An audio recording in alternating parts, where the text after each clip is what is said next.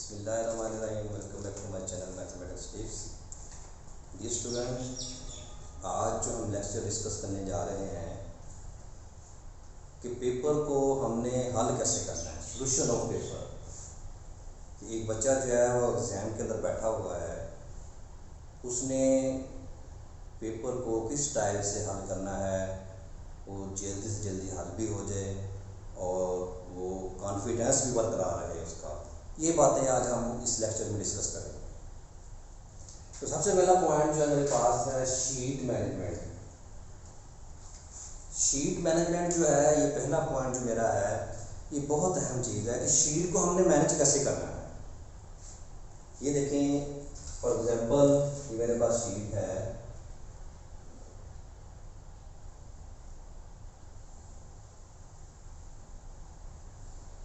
ये शीट है मेरे पास। सबसे पहले आपने इसकी मार्जिन लाइन लगानी है। मार्जिन लाइन क्या है? मार्जिन लाइन के लिए दो स्टाइल इस्तेमाल किए जाते हैं। कुछ लोग यहाँ से डबल मार्जिन लाइन लगाते हैं,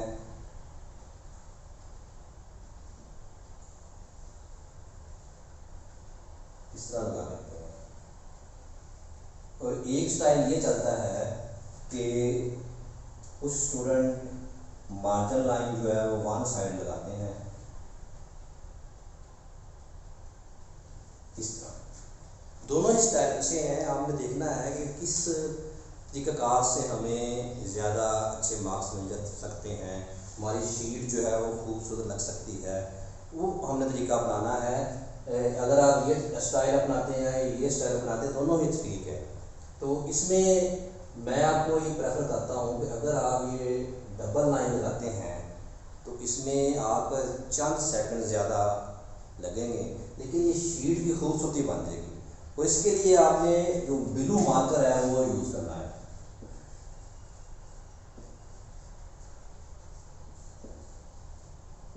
ब्लू मार्कर का आपने इस्तेमाल करना है जब आपने ये मार्जिन लाइन लगानी है।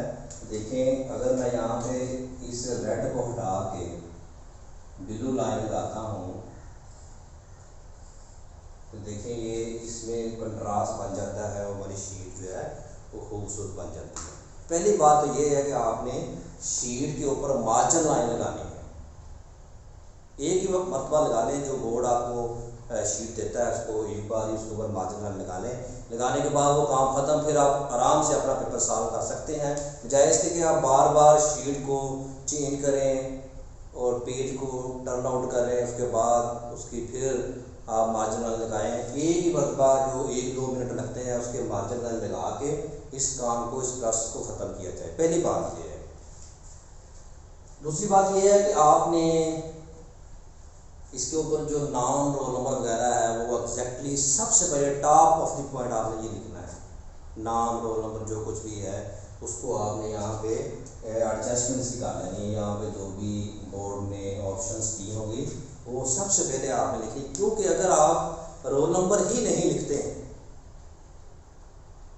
तो आपका गज़ट में नाम नहीं आएगा, आपका पेपर जो है वो काउंट नहीं होगा, फिर आपके लिए बड़ा मसला बनेगा। तो सबसे पहले स्टूडेंट आपने मार्जिन लाइन लगानी है। इस स्टाइल के लगा लें, इस स्टाइल के लगा लें, ये आपकी मर्ज़ी है।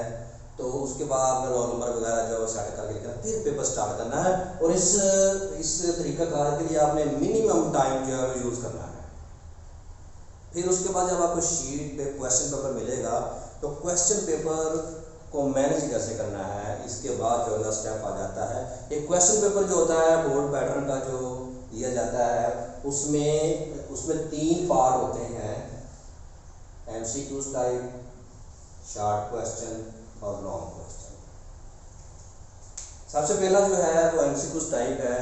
MCQ टाइप क्वेश्चन जो है उसमें एक बात का आपने ध्यान रखना है कि MCQ में वास्तव में पूछा होता है टिक दी करेक्ट। ये पॉइंट नंबर 1 को डिस्कस कर रहा हूँ, टिक दी करेक्ट आंसर। या तो ऐसे लिखा होता है या ऐसा लिखा होता है सर्कल और करेक्ट आंसर।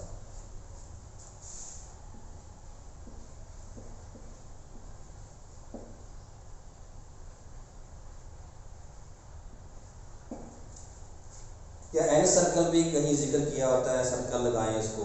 तो ये स्टूडेंट करते क्या हैं कि पेपर पकड़ते हैं, एमसीक्यूज को पढ़ते हैं, पढ़ के बूट लगाना शुरू कर देते हैं। अगर ऊपर लिखा हो कि एन सर्कल करें या सर्कल करें, तो इसका मतलब है कि आपने सर्कल करना है। जैसे ये ए बी सी में हमारे पास ऑप्शन है ए बी सी डी, तो अब वो कह रहा सर्कल करें और स्टूडेंट यहाँ पर टिक लगा देता है। ये तो रॉन्ग मेथड है ना। जो क्वेश्चन में पूछा गया है तो आपने वही करना है काम। अगर टिक कहा हुआ है तो टिक लगाना है, अगर सर्कल कहा हुआ है तो आपने सर्कल लगाना है। पहली बात ये आपने याद रखनी है। तो ये पहला पॉइंट जो है हमारा क्लियर हो गया है कि हमने क्वेश्चन को पढ़ना है। अगर उसमें टिक कहा हुआ तो टिक लगाना है, अगर उसमें सर्कल कहा हुआ तो सर्कल लगाना है। उसके बाद आपने इसको बबल शीट के ऊपर फिल करना है एमसीक्यूज को। तो वहाँ पे बबल शीट जो दी हुई है वो ए बी सी और डी। कुछ बच्चे क्या करते हैं कि यहाँ पर टिक लगा देते हैं, ये रॉन्ग है बिल्कुल। कुछ बच्चे ऐसे फिल करते करते इसको बाहर निकाल देते हैं, ये भी ठीक नहीं है। कुछ बच्चे क्या करते हैं इसको हाफ सा फिल करके छोड़ देते हैं, ये भी ठीक नहीं। एग्जैक्ट क्या है, आपने यहाँ से अच्छे तरीके से इस बबल को आपने फिल करना है और फिल करके इसको करेक्टली आपने एग्जैक्टली फिल करके आपने चेक करना है क्या इसका कोई मसला तो नहीं है। तो असल जो स्टाइल है वो ये है। तो इसके लिए टाइम दरकार होता है, लेकिन फिर भी आपने कोशिश करनी है कि अगर आपके पास वाइट बोर्ड मार्कर हो उससे आप उसको इस तरह से आप टक लगा लें कि इसके ऊपर रखें तो ये बबल फिल हो जाए। तो इस तरह हम एमसीक्यूज को मैनेज करेंगे। पहला हमारा पेपर का जो पार्ट है कि एमसीक्यूज किस तरह हमने करने हैं। ये जो मैथमेटिक्स का पेपर होता है उसमें 15 एमसीक्यूज होते हैं। मैट्रिक की अगर बात करते हैं तो इस तरह अगर हम एफएससी की बात करते हैं वहाँ पे हमारे पास 20 एमसीक्यूज होते हैं। तो आपने सबसे पहले इसको मैनेज करना है। शीट की मार्जिन लाइन लगानी है, फिलिंग करनी है रोल नंबर की। रोल नंबर का बबल जो फिल करना है वो भी इसी स्टाइल से करना है आपने, और जो एमसीक्यूज का फिल करना है वो भी इसी स्टाइल से करना है। यानी कि ये एक्यूरेट मेथड है, ये एक्यूरेट नहीं है, ये भी एक्यूरेट नहीं है, ये भी एक्यूरेट नहीं है। ये बातें सीखने, आपको जो मैं बातें बता रहा हूँ उसका सीखने का मकसद क्या है। एक तो ये पेपर जो है आपको मैनेज करना आ जाएगा। दूसरा, जब आप कंपटीशन के एग्जाम में नेक्स्ट अपने फ्यूचर लाइफ में जाएंगे तो वहाँ पर भी आपको ये काम आएगा। यहाँ से अगर आप सीखना शुरू कर देते हैं तो फ्यूचर में ये आपके लिए बहुत बेटर होगा। तो ये था स्टूडेंट हमारा पहला पॉइंट कि हमने शीट को कैसे मैनेज करना है। और एमसीक्यू जो है ये पार्ट्स ऑफ क्वेश्चन पेपर जो है इसका पहला जो पॉइंट है हमारा एमसीक्यू टाइप वो कैसे हमने करना है। क्वेश्चन को स्टेटमेंट्स की पढ़ के उसके मुताबिक करना है। हमें सर्कल है लगाना है या टिक लगाना है। उसके बाद नेक्स्ट जो है हमारे पास ये शॉर्ट क्वेश्चन आ जाता है। तो शॉर्ट क्वेश्चन जो है इसमें 3 पोर्शन होते हैं हमारे।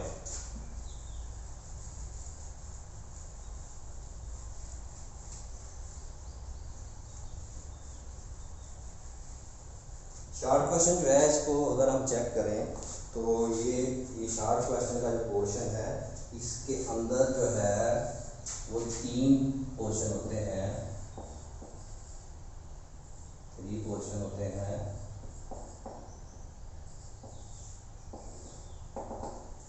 पोर्शन नंबर पार्ट 1, पार्ट 2 और part 3। Part 1, part 2, part 3, 3 part होते हैं। तीनों पार्ट में क्वेश्चन दिए होते हैं, शॉर्ट क्वेश्चन दिए होते हैं और उनकी नंबरिंग की होती है। रोमन जो आपकी काउंटिंग है वहाँ पे रोमन काउंटिंग जो है वो लगाई होती है। तो अगर मैं ये पार्ट 1 की बात करता हूँ कि इसमें अगर आपके पास 8 क्वेश्चन है, 1 2 3 4 5 6 7 और 8,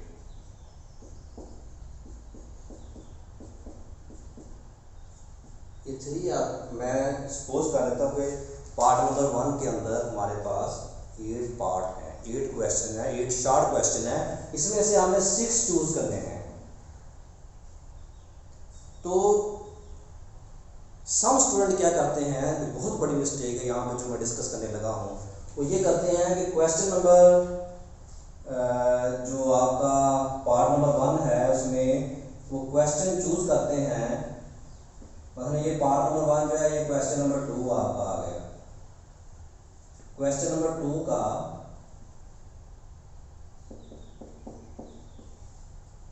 पार्ट 1 लिखते हैं, यहाँ पे पार्ट 1 है, लेकिन क्वेश्चन जो है वो उठा लेते हैं ये वाला 7वां।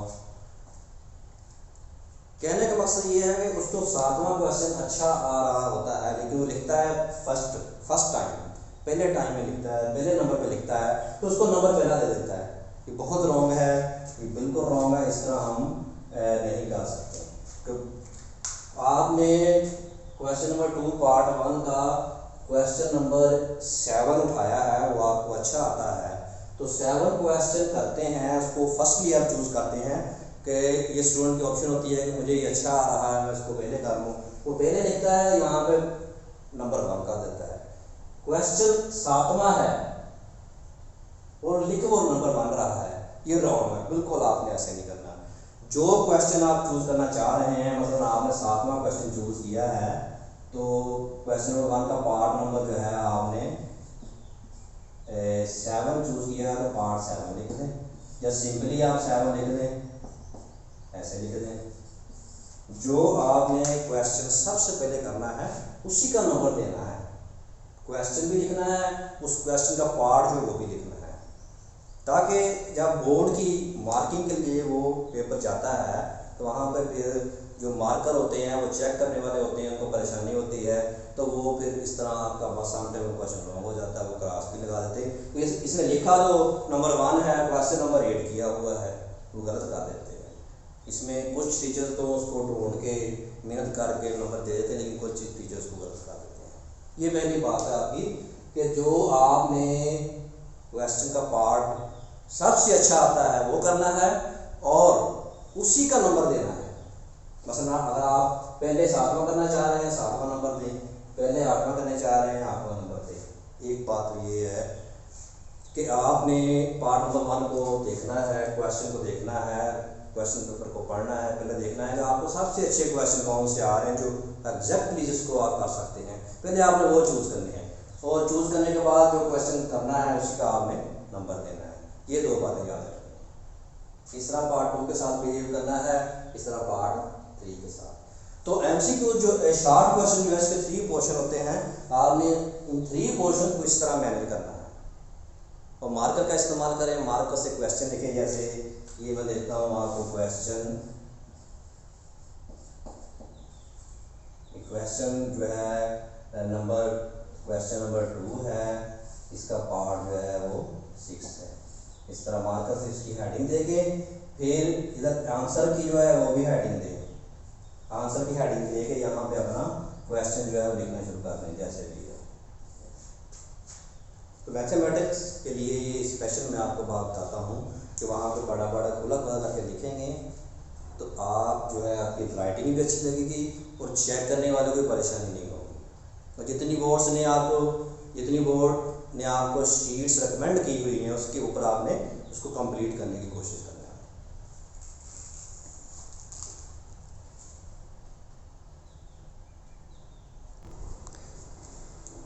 तो नेक्स्ट जो है हम इसका जो पेपर का पार्ट जो है वो सी पार्ट में जिसे हम लॉन्ग क्वेश्चन कहते हैं उसकी तरफ चलते हैं।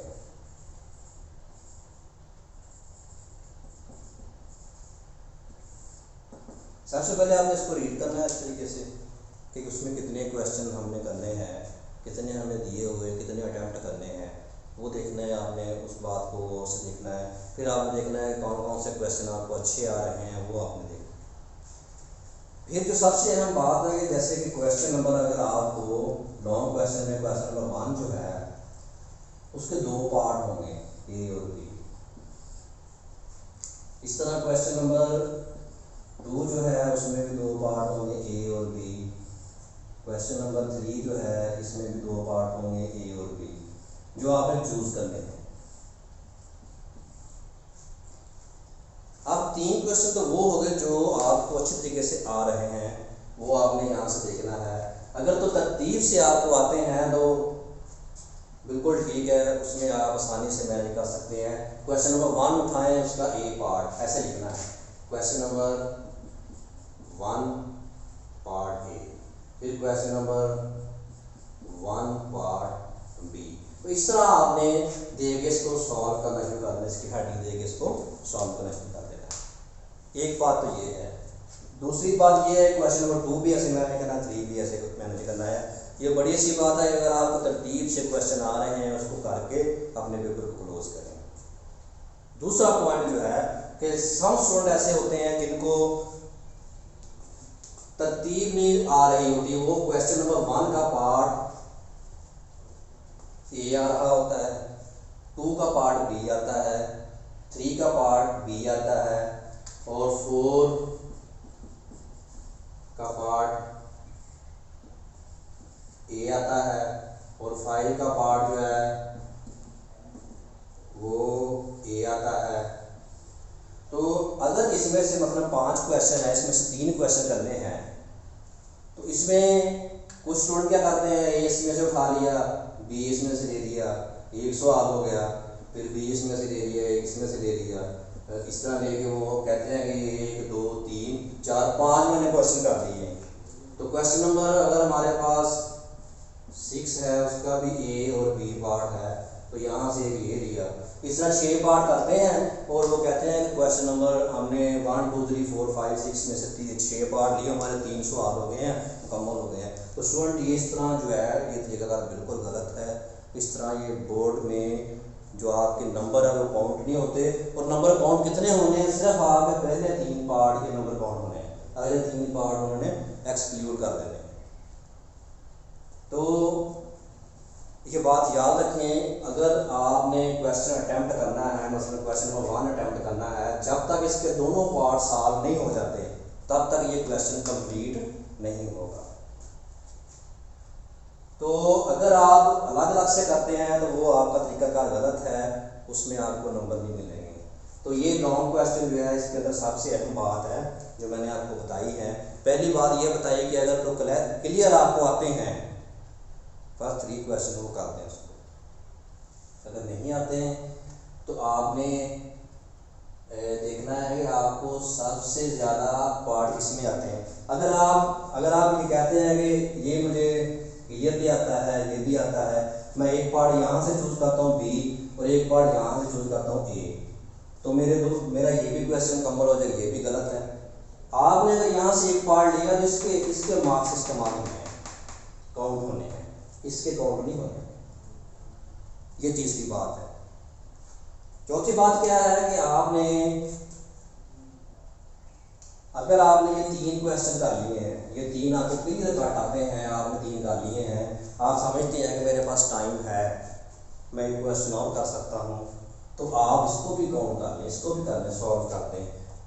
खुदा ना करें अगर आप क्वेश्चन नंबर 1 में पार्ट ए जो है वो गलत हो जाता है, ये वाला, तो ये लास्ट 3 आपके क्वेश्चन जो है वो ठीक हो जाते हैं, वो इसके नंबर काउंट नहीं होंगे, फिर जो एग्जैक्ट क्वेश्चन है उसके नंबर आपके काउंट होंगे।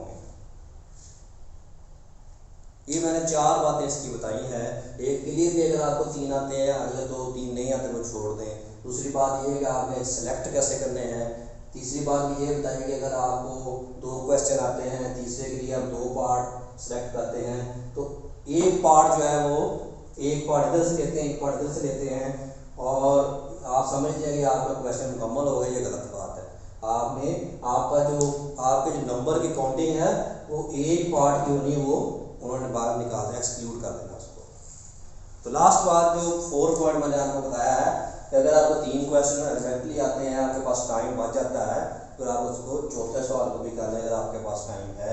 तो खुदा ना खास्ता पहले क्वेश्चन में कोई पार्ट गलत हो जाता है तो लास्ट 3 जो क्वेश्चन आपके जो ठीक है वो नंबर काउंट हो जाएगा। तो ये थी ये लॉन्ग क्वेश्चन को आपने किस तरह मैनेज करना है। ये बात आपको मैंने यहाँ पे समझाई। और एट द एंड ये बात मैं बताने जा रहा हूँ कि कुछ बच्चे होते हैं इंग्लिश मीडियम, कुछ होते हैं उर्दू मीडियम। तो अगर उर्दू मीडियम का बच्चा एक डेफिनेशन लिखता है, वो इंग्लिश में उसको राइट कर देता है, तो उसके नंबर काउंट होंगे। अगर इंग्लिश मीडियम का बच्चा है, वो क्वेश्चन सारा कर रहा है, उसकी एक डेफिनेशन जो है वो रह गई है,